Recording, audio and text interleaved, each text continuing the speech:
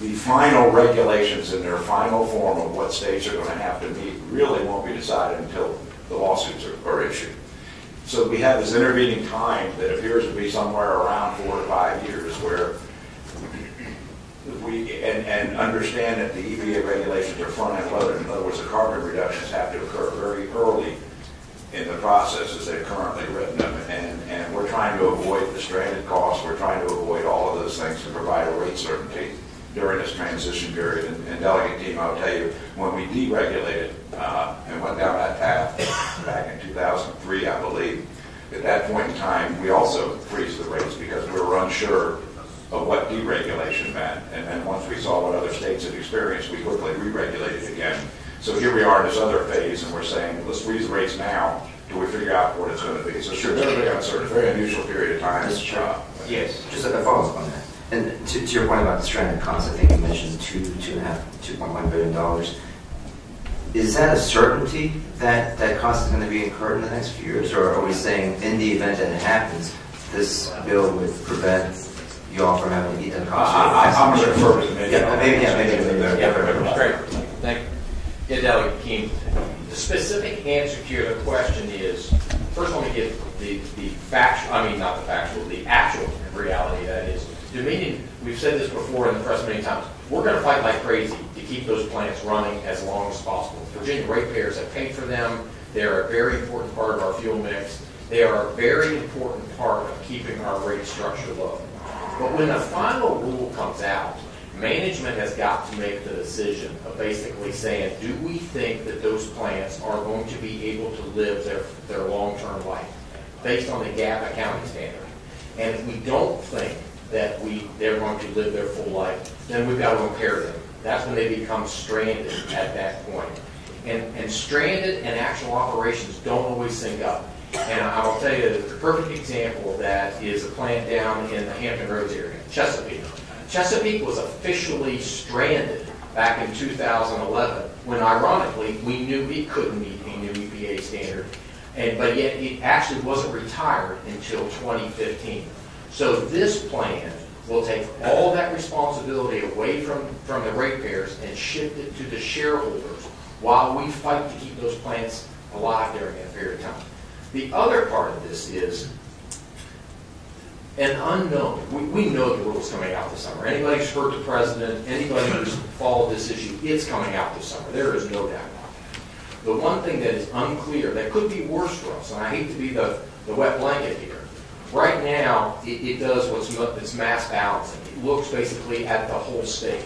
The reason Delegate Hugo brought up Virginia City, there's many out there who want that to go point of source, basically look plant by plant by plant what the CO2 emissions are.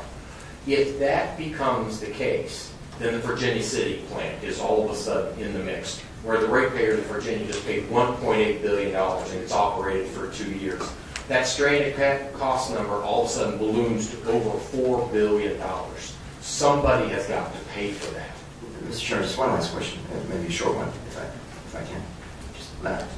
I think it was you that during your testimony mentioned that there is no technology now, nor any technology in development that would help meet the standards for coal plants emissions the way EPA is envisioning it. Is that true in all the states or just in Virginia? No, that's true. That's universally applied. And Senator Wagner was exactly right. The way that EPA has done this is they've created this model that you walk through this many-step process. It says, okay, this is what your current mix is. This is what it was during a 5-year period from 2007 through 2012. This is what it's going to look like long-term based on your integrated resource plan. And that's how they get to your long-term number. And that's why we believe Virginia is being treated so unfairly. We don't get full credit for our nuclear units out there. I was born in West Virginia. West Virginia makes out like a bandit in this whole process. Everybody talks about all this natural gas, this Marcellus gas that's coming out of West Virginia. They don't have a single large-scale plant out there today in the state of West Virginia. State of Virginia the state of Virginia would meet West Virginia's 2030 target today. When you look at our overall average, we're about 1,300 pounds of CO2 per megawatt hour. Their goal 15 years from now is 1620. We wouldn't have to spend a single penny if we had that. But this is where the politics and the interstate fighting is going to happen. For Virginia's number to move up to some level above 810, somebody else's number is going to move down under the EPA model. And that's where you're going to see the swapping like crazy down here. Thank you. Delegate McClellan. Thank you, Mr. Chair. I have 3 or 4 questions. Can I make one comment before you start? And next, I want to hear from the State Corporation Commission after this, and then I want to hear from the proponents and the opponents, okay? So that's how we're going to try to get through this.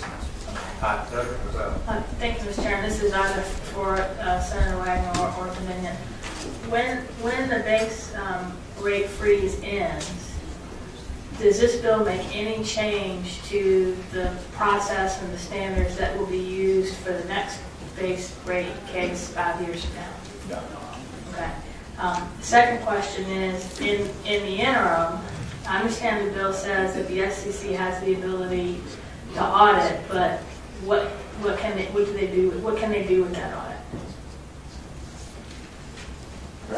I'll just say that first of all that they still have full input and auditability and adjustments for your fuel portion of it, and also your rate adjustment clauses, the RACs. They still have full authority there and approval authority and auditability in that. The only thing that will be frozen is the base rate. And over that period of 5 years, my understanding is it's just frozen today, and those components of it, in fact, won't be adjusted. It'll be what it is, and it'll freeze at that level. Very similar to what we did back in 2003 when we deregulated. Follow-up question, Mr. Chair. So in the interim, as I understand it, as you go through each biennial review, they determine either the utility is over-earning, and then you get a credit back to the ratepayers, or they're under-earning, in which case the rates increase. Yeah. So during that interim, we won't know whether the utilities are over or under-earning. Will we only come in and look at the point in time 5 years from now? Or will we go back and look at, over that 5-year period, what were your earnings like, and then account for that in the 5th year? And I'll let Mr. Weekly respond to it, but I will say this: it's very interesting, the over-earnings, under-earnings, what really went on 3 or 4 years ago. Perhaps Mr. Weekly can open your eyes about that a little bit. Yep. Well, thank you. The first question is, Delegate McClellan, no. We will push the time out, assuming that that's what the General Assembly and the governor decide. And so as of 1/1/20, we will go forward from that standpoint. So there is no look-back provision that you're referencing. But I think it's really important that most members are probably aware of this.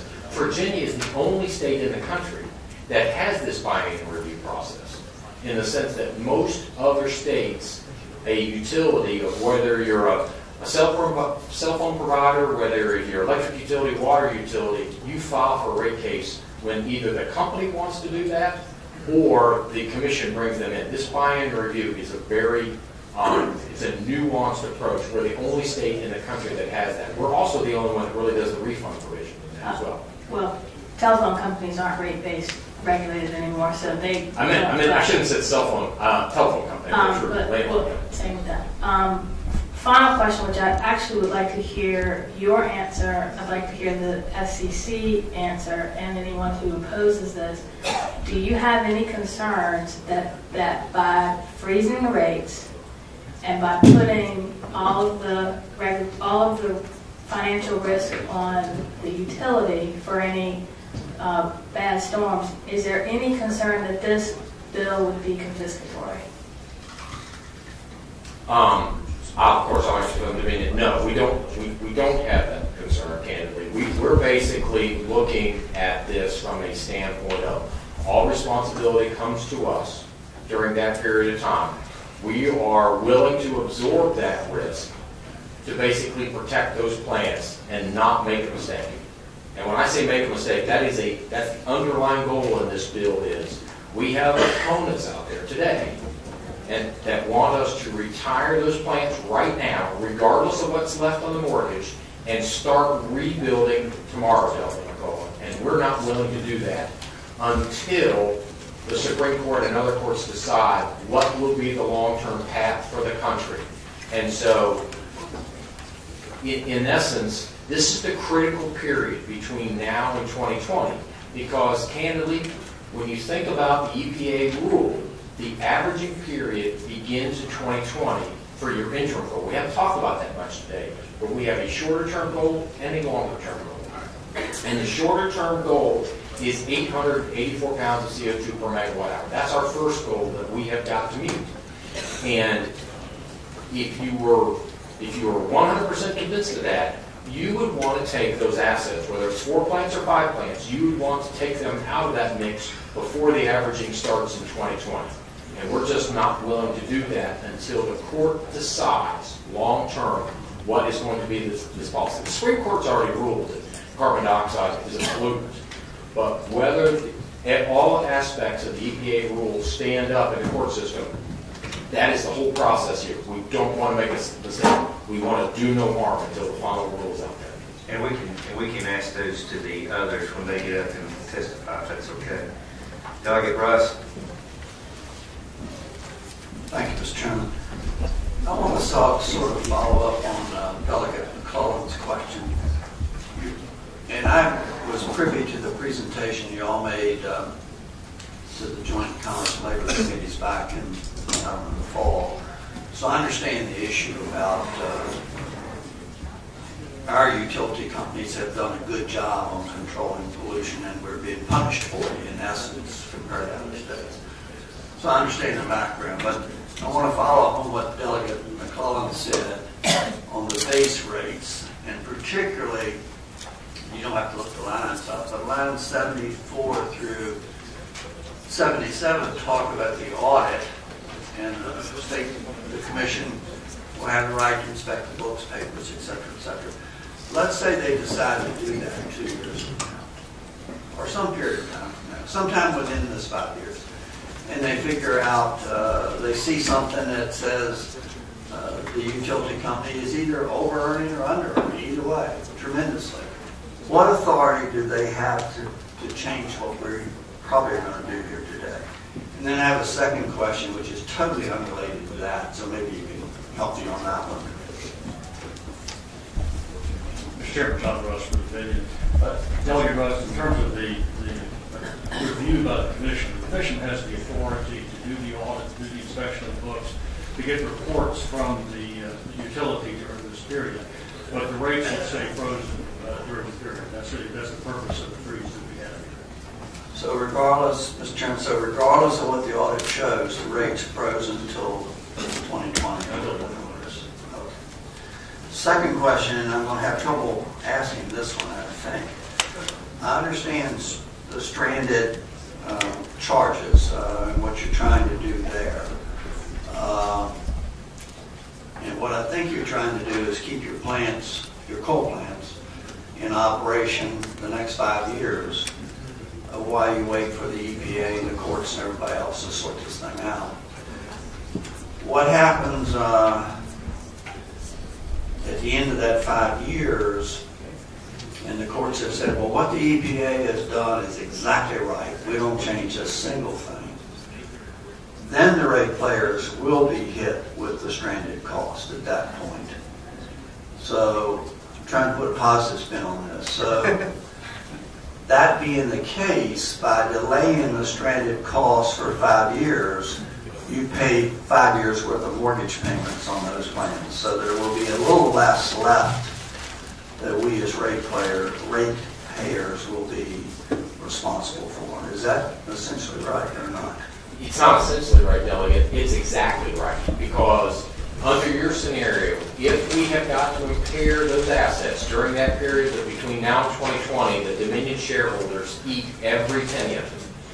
If it doesn't happen, it works out that we can keep the plants operational, we will shave off that mortgage using your term during that period of time. And when they come back on the books in 2020, we'll be down to between $1.5 and $1.6 billion. So in essence,